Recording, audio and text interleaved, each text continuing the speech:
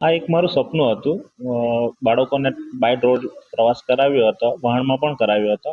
અને એવું હતું કે ચાલો એક વખત એમને બાય ફ્લાઇટ પણ આપણે પ્રવાસ કરાવીએ. આ મારું સપનું હતું. સૌપ્રથમ તો અમે ટિકિટો બુક કરી અને ટીપીઓ સર જે અમારા મિતેન્દ્ર સર છે એમની જોડે ફોન પર વાત કરી, પરમિશનની વાતો કરી તો એમણે કીધું કે ખાલી તમારે જાણકારી આપવાની છે.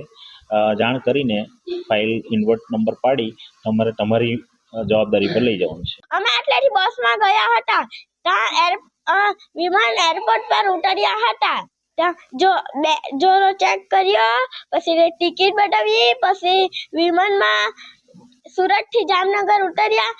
બસમાં સુરત ગયા હતા અને ત્યાં એરપોર્ટમાં અમે ગયા અને બેગ એવું ચેક કર્યું અને અમુને પણ ચેક કર્યા હતા. અને ત્યાં પછી કેવું લાગ્યું એરપોર્ટમાં જઈને અમને ખૂબ મજા આવી.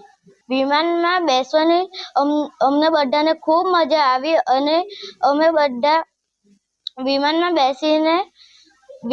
બેસ્યા એટલે અમે સીટ બેલ્ટ લગાવી દીધું હતું.